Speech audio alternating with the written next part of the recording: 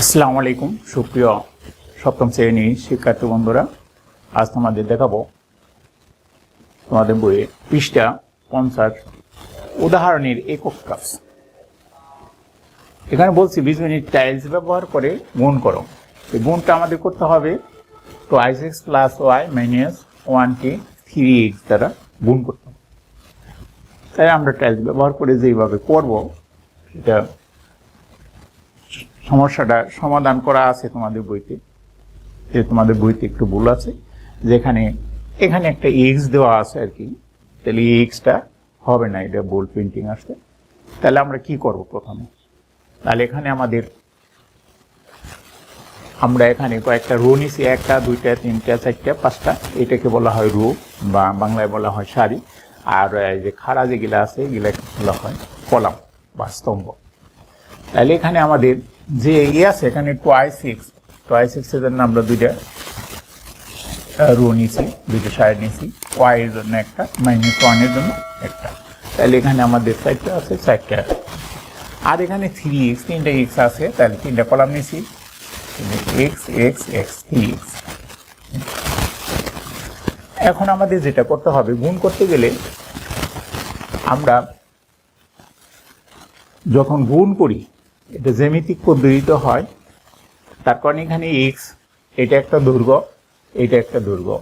তাহলে এখানে আমরা যদি গুণ করবো, এটা যদি একটা দৈর্ঘ্য হয়, এটা প্রস্থ হয়, তাহলে দৈর্ঘ্য আর প্রস্থ গুণ করলে একটা আয়তক্ষেত্র হবে। যেহেতু দুইটাই x, দুইটার মানই সমান, তাহলে এটা আয়তক্ষেত্র হবে না, এটা হবে বর্গক্ষেত্র। আমরা জানি বর্গক্ষেত্রের বাহুগুলোর দৈর্ঘ্য সমান। তাহলে এইটা একটা বাহু, এটা বাহু। তাহলে দুইটাকে যদি আমরা গুণ করি, তাহলে x গুণ করলে x স্কোয়ার হবে। তাহলে আমরা কি করলাম, x গুণ করলাম, তাহলে x স্কোয়ার। ঠিক একইভাবে x দিয়ে এটাকে গুণ করতে হবে। গুণ করে আমরা এখানে লিখবো, এটা যখন গুণ করবো তখন আমাদের এখানে x স্কোয়ার হবে। তাহলে এইটা একটা বর্গ হলো, এটা আর একটা বর্গ হলো। আবার এখানেও x আছে, গুণ করলে হবে x স্কোয়ার।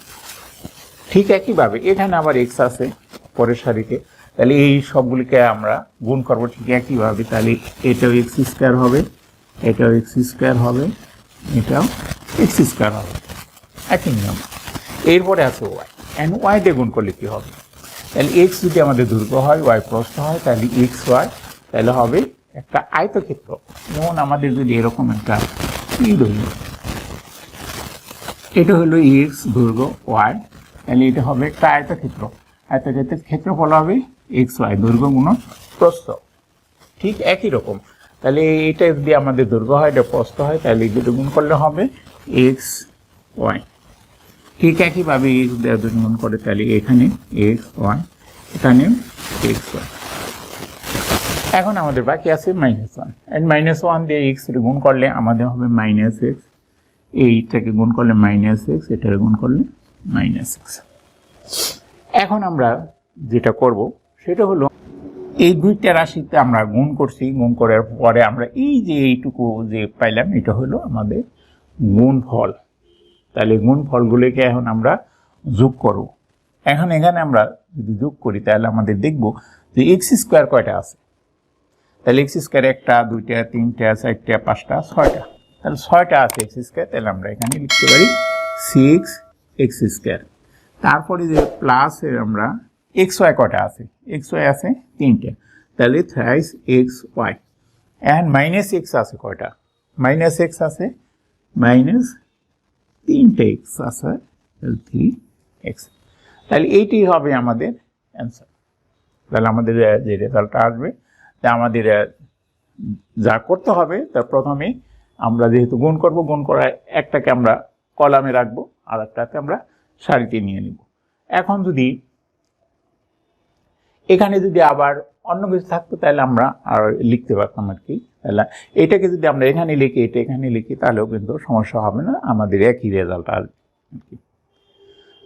তাহলে এখানে এটা লেখার পরে তারপর আমরা গুণ করবো, প্রত্যেকটার গুণ করে গুণফলগুলিকে লিখবো নিচে নিচে। লেখার পর তারপর আমরা একই জাতীয় যেগুলো সেগুলো যোগ করে এক জায়গায় লিখবো।